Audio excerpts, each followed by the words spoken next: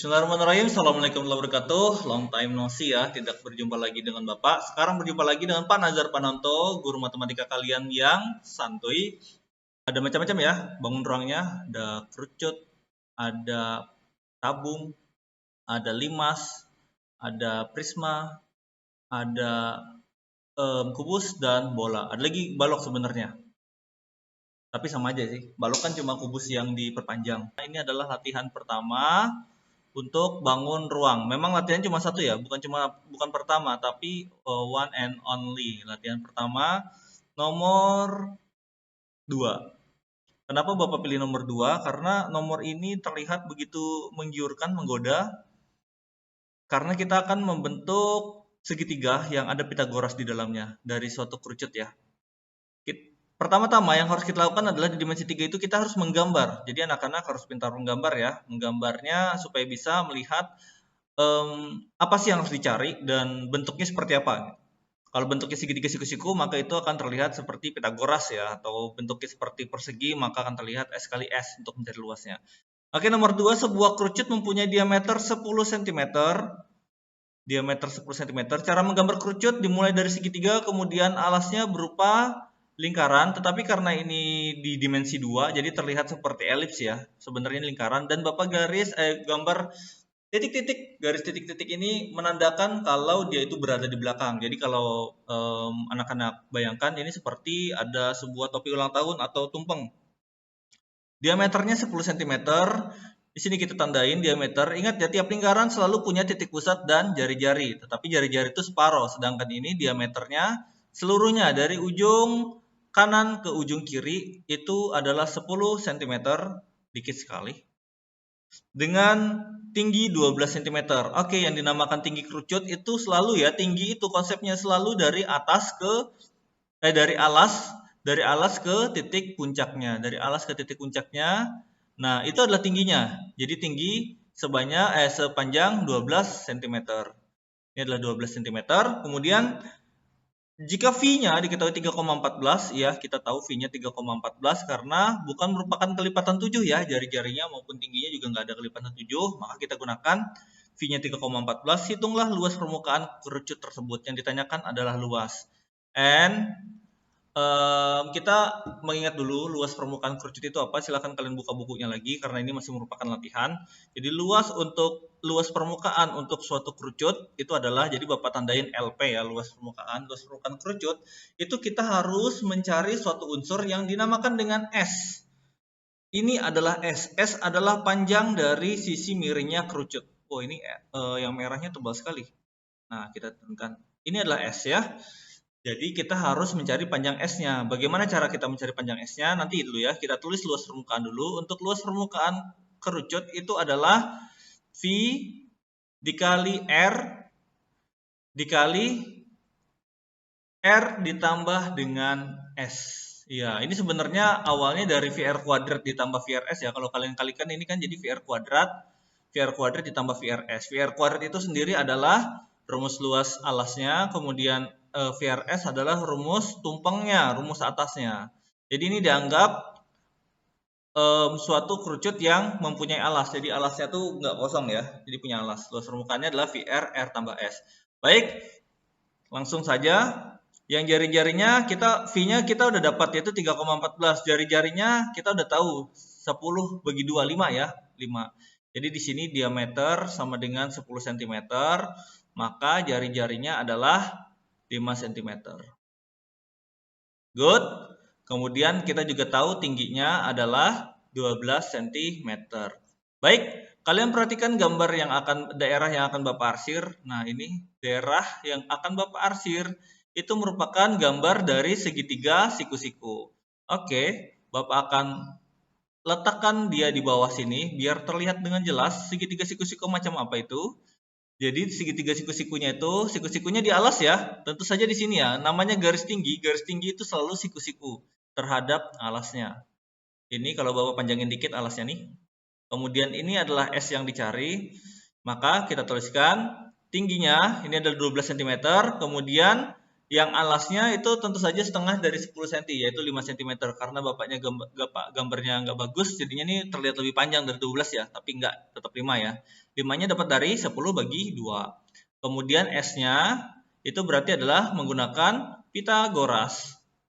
Silahkan kalian cek lagi materi Pitagoras, ada Bapak singgung pada saat pembahasan soal nomor 5, latihan dimensi 2. S sama dengan akar 12 kuadrat ditambah 5 kuadrat. Yang mana akan menghasilkan akar 144 ditambah 25. Dijumlahkan akan menjadi akar 169 dan berakhir dengan 13 cm. Oke, kita sudah dapatkan semua elemennya, yaitu V, R, dan S. Sehingga kita bisa lanjutkan untuk pengerjaan luasnya. Luas permukaan sama dengan V-nya adalah 3,14. Ini kita kasih kurung dulu ya, nanti saja dikalinya. Kemudian dikali R, R-nya itu 5 ya, karena 10 bagi 2. Kemudian R tambah S, 5 ditambah 13. Akan menghasilkan, kita kalikan yang mudah dulu, 3,14-nya nanti saja ya, belakangan, dikali dengan 5 dikali 5 tambah 13 itu adalah 18. Sehingga kita perlu mengalikan antara 5 dengan 18 itu adalah 3,14 dikali dengan 90 ya, 90. Sehingga 3,14 dikali 90 itu simple ya. Jadi kita kalau ada nolnya berarti tinggal pindahkan komanya 1. Yang kita kerjakan adalah 3,14 atau 314 dikali dengan 9. Itu akan menghasilkan 9 kali 4 36. Kemudian 9 tambah 3 12. Simpan 1 ya. 9 kali 3 27 tambah 1 28 dan komanya hanya 1 karena ini adalah 90. Jadi 282,6 cm untuk luas permukaan. Oh maaf, cm persegi karena dia merupakan luas. Oke, itu untuk nomor 2. Kenapa Bapak ambil nomor 3? Karena biasanya bangun ruang yang sisi lengkung, yang lengkung-lengkung itu tabung kerucut bola ya, karena mereka melengkung semuanya. Jadi masih latihan 1, nomor 3. Sebuah bola basket mempunyai diameter 20 cm. Kita gambarkan dulu bola basketnya. Cara menggambarnya adalah sebagai berikut. Kita gambarkan dulu lingkaran, karena penampang dari suatu bola itu adalah lingkaran. Kemudian tentu saja dia memiliki tonjolan ke depan dan belakang. Jadi dia menonjol sepanjang lingkaran itu juga ke depan dan menonjol sepanjang lingkaran itu pula ke belakang. Jadi kalau misalnya bola kita gambar 2 dimensi seperti ini, kalian bayangkan saja itu adalah bola basket ya. Bola basket kan ada garis-garisnya banyak ya, tapi ini garisnya cuma di tengah aja. Kemudian sebuah bola basket mempunyai diameter 20 cm, sama seperti kerucut tadi. Ingat ya, lingkaran selalu titik pusat dan jari-jari ya, tetapi itu yang diketahui adalah diameternya 20 cm. Bapak tuliskan di bawah saja, dari ujung kiri ke ujung kanan itu sepanjang 20 cm. Hitunglah luas permukaan bola tersebut. Yang ditanyakan adalah luas permukaannya. Oke, sekali lagi, sebelum kita mencari luas permukaannya, kita cari dulu rumusnya. Luas permukaan itu apa? Silakan kalian lihat di buku. Untuk luas permukaan suatu bola itu ternyata sama dengan, kita pakai yang biru, sama dengan 4 kali rumus luas lingkaran, yaitu 4 dikali V dikali R dikali R atau 4VR kuadrat. Oke, sudah dipahami semuanya ya, 4VR kuadrat. Dah, di sini kita harus mencari elemen-elemen yang ada di dalam rumus tersebut.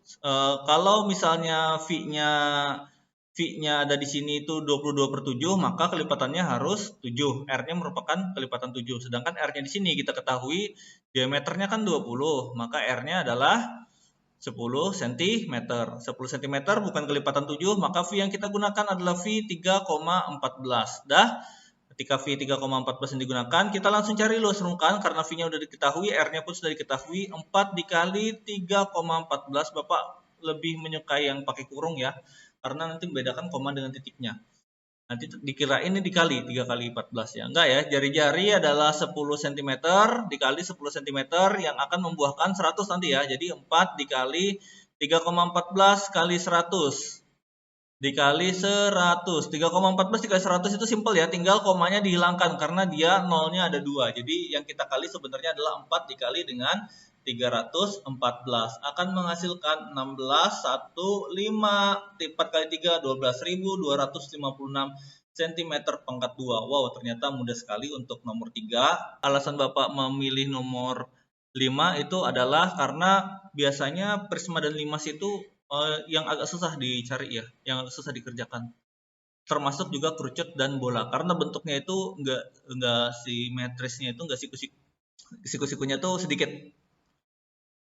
Jadi latihan 1 yang nomor 5, ingat ya ini masih dimensi 3, bukan bangun datar lagi, bukan bidang datar lagi. Sketsa gambar sebuah gedung berbentuk prisma tegak dengan alas segitiga sama kaki. Oke, jadi alasnya segitiga sama kaki bila AB sama dengan 10 cm. Oke, tips dari Bapak untuk menggambar suatu prisma itu harus yang besar karena banyak sekali rusuk-rusuknya. Oke, jadi kalau mau buat prisma itu adalah yang pertama-tama kita buat adalah atapnya.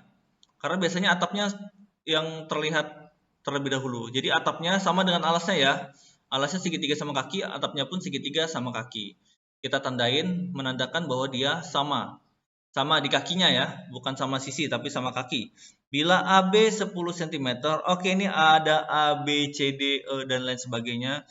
Kemudian tinggi gedungnya 50 cm. Oke, sekali lagi ini atap, maka untuk menuju ke alasnya kita tinggal meluncur ke bawah. Kita luncur ke bawah. Perkiraan sepanjang berapa sih? Tinggi gedung 50 meter. Tinggi gedungnya 50 meter. Wow. Tinggi gedung 50 meter. Wow. Itu tinggi sekali ya. Bapak masih terkesima nih. Oke, gedung-gedung di Jakarta kayaknya. Di Pontianak masih belum ada. Nah, tinggi gedungnya 50 meter nih. Tapi ini cuma sketsanya aja ya. Jadi A, B, C, D. Nah, ini yang penting nih A, B, C, D, penentuan A, B, C, D-nya. Itu biasanya dimulai dari alas A, B, C, D-nya itu. A, B, C. Bila AB-nya 10 cm, di sini tulis AB 10 cm. Kemudian BC itu berarti yang satunya lagi ya. Berarti ini kita anggap sebagai AC. Jadi itu sebenarnya AC ya. AB-nya 10 cm. Kemudian AC-nya 8 cm, 8 cm di sini. Kemudian kalau dia apa ini namanya segitiga sama kaki, maka AB itu sama dengan BC ya, sama dengan 10 cm. Dan tinggi gedungnya 50 meter, 50 meter. Tinggi gedungnya 50 meter. Tinggi gedung dari C sampai ke ujung atas sana sama aja sih dengan dari B ke ujung atasnya, dan dari A juga sama. 50 meter. Berapa volume gedung tersebut? Volumenya. Jadi kita harus cari volumenya dulu. Volume prisma itu beraneka ragam ya, tetapi untuk prisma segitiga itu selalu volumenya itu adalah sama dengan volume dari prisma PR. Volume dari PR adalah luas alasnya, luas alas dikali dengan tingginya. Oke. Jadi luas alasnya sendiri itu berupa segitiga ya. Jadi luas segitiga ABC dikali dengan tingginya sendiri ya. Jadi selalu ya sebenarnya untuk rumus volume itu selalu luas permukaan atau bukan luas permukaan, luas alas dikali dengan tinggi. Nah, sama dengan luas segitiga ABC-nya itu kita fokuskan ke segitiga ABC dulu ya. ABC bentuknya menonjol ke bawah. Segitiga ya, menonjol ke bawah ya, bukan apa-apa.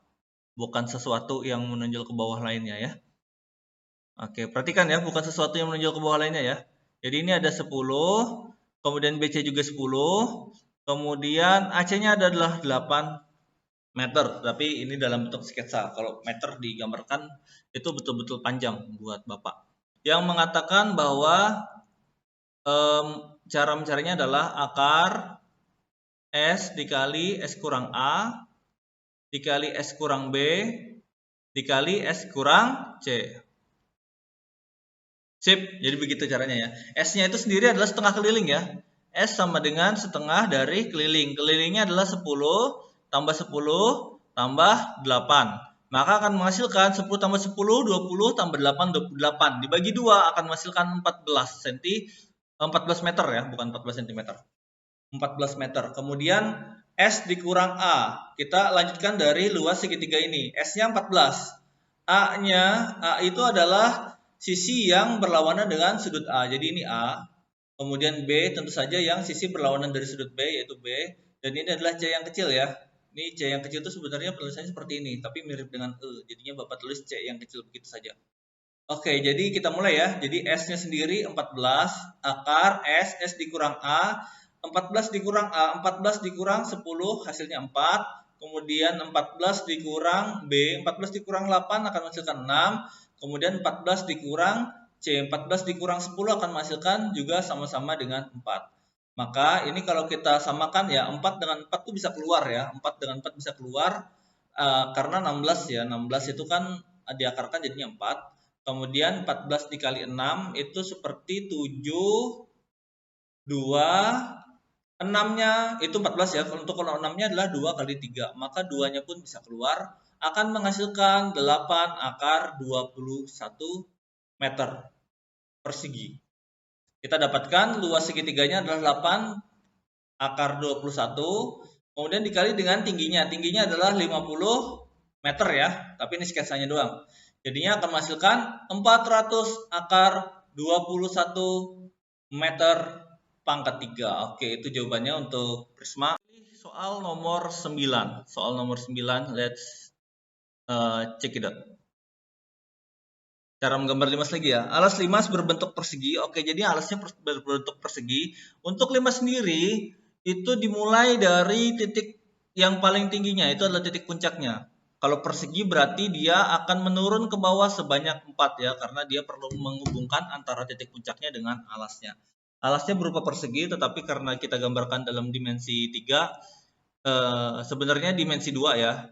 Sebenarnya dimensi 2 itu persegi, tetapi karena kita tuh mau menggambarkan itu di dimensi 3-nya, kita proyeksikan itu sebagai jajar genjang kelihatannya nanti ya. Nah, ini limas. Limas itu bentuknya seperti piramid. Oke. Like this. Kemudian alasnya berbentuk persegi. Ingat ya, ini cuma penampakannya saja. Penampakannya dia terlihat seperti jajar genjang, padahal kalau diputar dia adalah persegi, atau dalam bentuk model yang nyatanya dia adalah persegi. Oke, dimensi 3 seperti ini. Ini adalah bentuk dari limasnya. Limas tentu saja memiliki tinggi ya. Tingginya di sini. Jatuh dari alas ke titik puncaknya itu adalah limas. Dan tentu saja tegak lurus. Jadi limas persegi mempunyai panjang sisi 10 cm. Kalau diketahui panjang sisinya itu, maka di sininya ya 10 cm, 10 cm, 10 cm, yang di belakang juga 10 cm. Oh ya, ini Bapak belum gambar garis putus-putusnya yang menghubungkan antara titik yang di belakang, titik alas yang di belakang dengan titik puncaknya. Oke, kita sudah dapat. Kemudian tinggi limasnya adalah 12 cm. Tinggi limas 12 cm, berarti Bapak gambarkan di luar saja ya. Dari situ sampai ke alasnya, dari titik puncak ke alasnya, itu tingginya adalah 12 cm. Maka luas permukaan luas permukaan limas adalah, nah cara mencari luas permukaan limas, itu tak lain dan tak bukan adalah kita gambarkan kita cari seluruh luas dari segitiga yang tegak ini, 1, kemudian yang di samping, 2, kemudian yang di belakang, 3, kemudian yang di samping kirinya, 4. Setelah itu kita jumlahkan dengan yang di bawah, 5. Oke, jadi ada 5 bidang yang harus kita jumlahkan. Yang pertama-tama kita cari yang segitiga dulu, karena bidang yang terakhir yaitu bidang bawah gampang ya, luas permukaannya kan 10 kali 10 yaitu 100 cm persegi. Yang kita cari adalah yang segitiganya dulu. Oke, perhatikan untuk yang segitiga. Dari tingginya adalah 12, kemudian Bapak akan gambarkan, karena dia akan selalu tegak lurus, Bapak gambarkan dengan warna merah. Kemudian Bapak gambarkan dengan yang mana ya, yang di samping aja deh, tapi tepat ke tengah-tengahnya. Kemudian Bapak gambarkan lagi. Nah, karena apa? Karena dari segitiga yang tegak itu sebenarnya tingginya bukan 12. 12 itu adalah tinggi dari limas. Tinggi sebenarnya dari sisi tegak itu ikut miring juga, karena segitiga yang tegak itu sebenarnya miring ya. Semua sebutannya aja segitiga tegak, padahal itu segitiga yang miring. Maka tingginya juga harus miring. Nah, ini kalau Bapak namain dengan A, B, C, maka yang kita cari itu BC-nya, yaitu tinggi dari segitiganya. BC-nya ya. Jadi kalau Bapak buat lagi suatu segitiga di luar daripada limasnya yang menyerupai dengan ABC, maka A-nya sendiri akan menjadi titik sudut yang 90 derajat, yaitu siku-siku. Kemudian panjang AB, kita lihat ya, panjang AB itu sebenarnya separuh dari panjang sisinya, yaitu 10. kalau kita liatin dari sini kan AB dari ujung ke ujung itu 10 ya. Tapi kalau dari A ke B itu cuma separuhnya saja, yaitu 5. 10 kali setengah, yaitu 5 saja. Yang dari A sampai ke B itu cuma 5 cm. Oke, jadi kita dapat AB-nya 5 cm, kemudian AC-nya sendiri adalah tingginya ya, tinggi dari limasnya 12. Oke, karena kalian sudah mengerjakan soal-soalnya pasti udah terbiasa ya. Kalau triple Pythagoras pasti hasilnya dapat 13. Tetapi kita kerjakan saja seperti pada umumnya. Maka BC adalah akar 12 kuadrat ditambah 5 kuadrat. Karena tadi pengerjaannya sudah, maka ini akan Bapak skip menjadi akar 169 dan menjadi 13 cm. Maka kita dapatkan luas segitiganya yang paling depan aja deh. Yang paling depan nampaknya kelihatan lebih bisa diajak kompromi. Dari ABC Bapak ambil ini DE. Nah, ini DE. Jadi CDE, luas segitiga CDE, luas segitiga CDE itu adalah, oke, kalian perhatikan ya, luas segitiga CDE itu kan seperti ini bentuknya nih. Nah, C-nya di atas ya. C, kemudian D-nya di samping kiri dan E-nya ada di samping kanan. CDE, kemudian kalau Bapak gambarkan itu tingginya sama seperti yang miring ini ya, yang miring yaitu BC. Maka tingginya sendiri itu adalah 13, kemudian DE-nya panjangnya 10. Maka luas segitiga itu adalah setengah dikali alas kali tinggi. Rumusnya ya. Masih ingat gak sih? Atau udah lupa?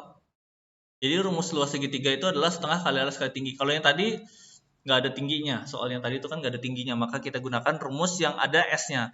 Maka luasnya sama dengan luas segitiga CDE sama dengan setengah dikali alasnya adalah 10, kemudian tingginya adalah 13. Sama saja 5 dikali 13 yaitu 65 cm persegi. Nah, kalau ditanyakan adalah luas permukaan seluruhnya, ini kan tanyakan, oh Bapak belum nulis ya, luas permukaan seluruhnya, itu adalah luas permukaan, karena ini ada 4 buah segitiga seperti yang Bapak sebutkan tadi, ada segitiga depan, samping kanan, belakang, dan samping kiri, maka kita tinggal dikali 4, kali 4 dari luas segitiga CDE, karena semuanya sama ya, kalau di limas itu segitiganya semuanya kongruen. Kemudian sudah dikali 4 kan, kita perlu nambahkan dengan yang ada di ini adalah segitiganya. Kemudian kita perlu tambahkan dengan alasnya. Alasnya lagi berupa persegi. Rumus luas persegi adalah sisi dikali sisi. Sisinya sendiri adalah 10 cm. 4 dikali luas segitiganya 65. Kemudian ditambah dengan sisi dikali sisi yaitu 10 dikali 10. Artinya menjadi 100 ya. 4 dikali 65 adalah 260 cm. 4 dikali 65 adalah 260 cm persegi. Kemudian ditambah dengan 10 kali 10, 100 cm persegi akan menjadi 360 cm persegi. Gampang ya anak-anak ya, ini 360. Oke, silakan kalian coba soal-soal yang lain yang belum dikerjakan. Berikutnya akan Bapak kasih video pembahasan part 2 di